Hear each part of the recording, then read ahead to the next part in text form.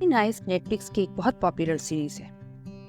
ये प्रिक्वल है money heist की, यानी पहले की कहानी शुरू होती है बर्लिन नाम के एक आदमी से, जिसकी थर्ड वाइफ उसे छोड़कर चली जाती है। इससे वो बहुत दुखी होता है। फिर एक पुलिस की वैन आती है जिसमें एक लड़की और 3 लोग पहले से मौजूद होते हैं। बर्लिन फिर उनका इंट्रोडक्शन देता है। सबसे पहले वो केला नाम की एक लड़की का इंट्रोडक्शन देता है जो इलेक्ट्रॉनिक्स इंजीनियरिंग करती है किसी यूनिवर्सिटी से।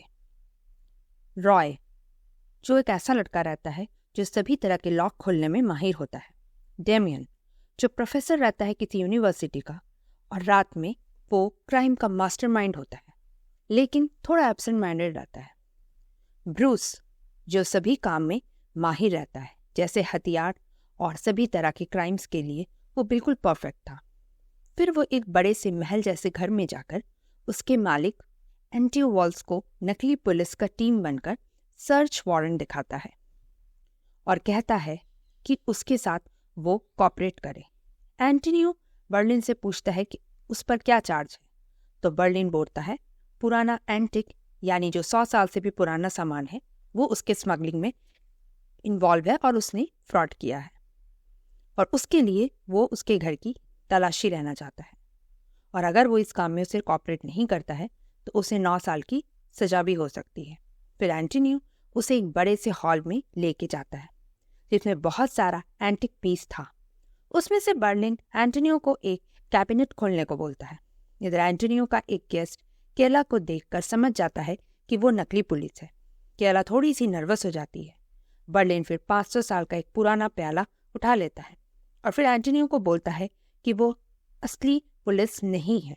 फिर बर्लिन वो आदमी को बाहर लाकर धमकाता है जो केला को नकली पुलिस सोच रहा था, और फिर उसका पूरा ग्रुप वहां से वो प्याला लेकर चला जाता है।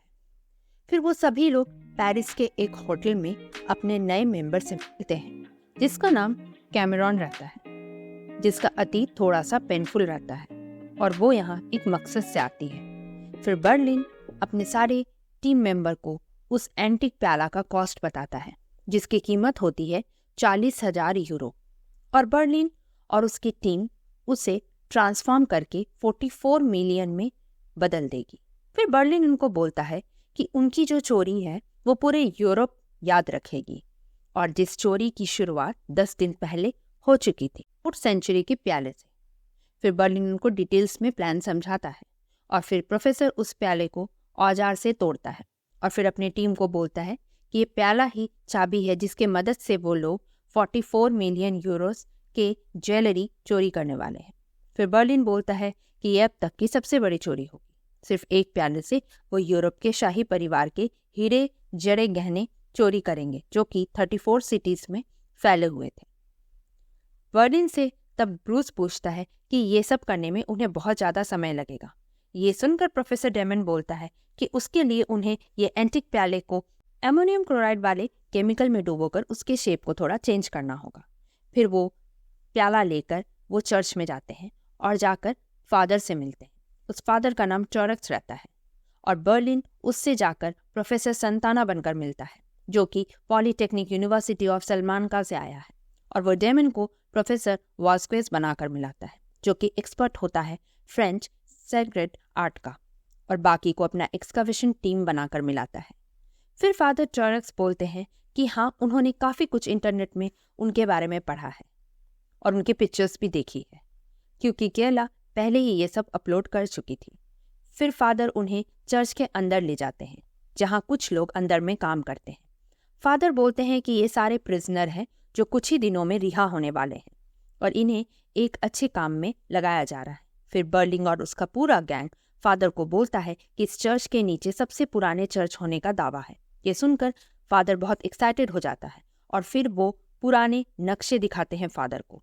फादर ये सारे एविडेंस देखकर बहुत ज़्यादा कॉन्फिडेंट फील करता है और खुश हो जाता है, और फिर फादर उनको खुदाई करने की परमिशन दे देता है।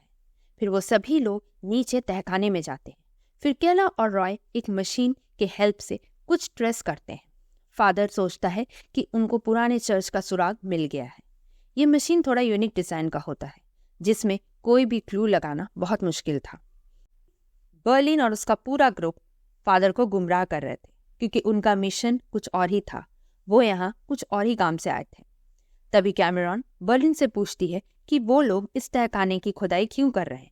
तभी बर्लिन बोलता है कि उस तहखाने से एक सीक्रेट रास्ता पेरिस के कब्रिस्तान तक जाता है और 300 किलोमीटर अंडरग्राउंड टनल से एक रास्ता है जिससे पूरा सिटी कवर किया जा सकता है, जहां यूरोप के सभी रॉयल फैमिलीज अपनी ज्वेलरी डिपॉजिट कर रखे थे, जहां पे पेरिस का नीलामी घर है। पर वहां एक ही प्रॉब्लम है कि वहां एक ही टाइम पे सारे गहने नहीं पहुंचते हैं। तभी ब्रूस पूछता है कि एक रात में इतनी बड़ी चोरी वो कैसे करेंगे। तभी बर्लिन बोलता है कि ये सब पता चलेगा उन्हें लास्ट शिपमेंट डेट से, और इसलिए वो लोग इस होटल में रुके हैं, क्योंकि इस होटल के सामने ऑक्शन हाउस यानी नीलामी घर के डायरेक्टर का घर, इसका नाम पॉलिनेक रहता है, जिसे शिपमेंट का टाइम, डेट सब कुछ पता होता है, क्योंकि वो वहां का डायरेक्टर होता है। फिर बर्लिन का ग्रुप रेडी होता है पॉलिनेक के घर जाने के लिए। सभी रेडी होते हैं। कैमरॉन केला को रेडी करती है। तभी केला बोलती है कि वो इतना तैयार क्यों हो रहे हैं, क्योंकि वो चोरी करने जा रहे हैं। तभी बर्लिन बोलता है कि उन्हें अच्छे से रेडी होके जाना चाहिए, मामूली चोरों की तरह नहीं जाना चाहिए। तभी बर्लिन और प्रोफेसर को छोड़कर सभी तैयार हो जाते हैं। बर्लिन को कैमरॉन के पास्ट के बारे में सब कुछ पता था, क्योंकि कैमरॉन का पास्ट थोड़ा कॉम्प्लिकेटेड रहता है, इसलिए वो नहीं चाहता है कि रॉय और कैमरॉन पास आए। फिर सभी अपने मिशन में निकल जाते हैं। बस प्रोफेसर और बर्लिन रूम पे रुकते हैं, क्योंकि वो बायनोकुलर से सब कुछ देखते रहते हैं और ट्रैक करते रहते हैं। उसके बाद रॉय और कैमरॉन बहुत चालाकी से लॉक खोलते हैं और चारों ऊपर जाते हैं और कैमरा सेट करना स्टार्ट कर देते हैं। वो हर कोने में कैमरा लगा देते हैं। फिर अचानक उनका कुत्ता आ जाता है। डोर का अलार्म बजता है। वो लोग डर जाते हैं और छुप जाते हैं। दरवाजे पे डॉग वॉकर होता है। वो कुत्ते को लेकर रूम से चला जाता है। फिर चारों छुपे रहते हैं और सेफली निकलकर वहां से भाग जाते हैं और होटल पहुंच जाते हैं। रॉय कैमरॉन के रूम में रात में जाकर बोलता है कि वो उसके बारे में कोई मिसकंसेप्शन ना रखे, क्योंकि रॉय को उसमें कोई इंटरेस्ट नहीं है। फिर बर्लिन और प्रोफेसर लव रिलेशन के बारे में बातें करते हैं। फिर बर्लिन आधी रात में देखता है कि पॉलिनेक की वाइफ उठकर रेडी होती है। बर्लिन उसका पीछा करता है। वो एक क्लब में जाती है और अच्छा गाना गाती है। बर्लिन उससे थोड़ा इम्प्रेस हो जाता है। इधर केला और ब्रूस उस तहखाने में जाकर वो प्याला छुपा देते हैं। ब्रूस केला के साथ थोड़ा ऑकवर्ड बात करता है, जो केला को पसंद नहीं आता है। फिर दोनों में थोड़ी थोड़ी बातें होती है। फिर प्रोफेसर और रॉय वहां आता है और उन्हें थोड़ा जमीन खोदने को बोलता है, ताकि चर्च के फादर को लगे कि यहाँ सचमुच कोई खुदाई चल रही है। तभी बर्लिन आकर बोलता है कि वो पॉलिनेक की वाइफ के प्रति थोड़ा अट्रैक्ट फील कर रहा है। तभी प्रोफेसर उसे नसीहत देता है कि वो उससे दूर रहे, ताकि उन्हें यह चोरी करने में कोई प्रॉब्लम ना हो। तभी यह सुनकर बर्लिन बोलता है कि हाँ, सच में उसे अब चोरी में फोकस करनी चाहिए। तभी केला बोलती है कि फादर आ रहा है। वो लोग फादर को फेक खुदाई दिखाकर वो प्याला दिखाते हैं। फादर ये देखकर खुश हो जाता है। इधर रॉय और बर्लिन उस बार के बाहर पॉलिनेक की वाइफ का इंतजार करता है और उसे आते देखकर वो भी उसका पीछे चला जाता है। फिर दोनों बातें करते हैं। पॉलिनेक की वाइफ का नाम कैमिली रहता है, जो 8 साल से पेरिस में रह रही है।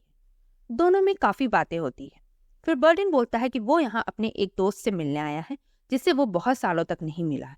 तभी रॉय आता है और वो ऐसा प्रिटेंड करता है कि दोनों बहुत दिनों के बाद मिल रहे हैं, और दोनों जाकर अलग टेबल पर बैठ जाता है।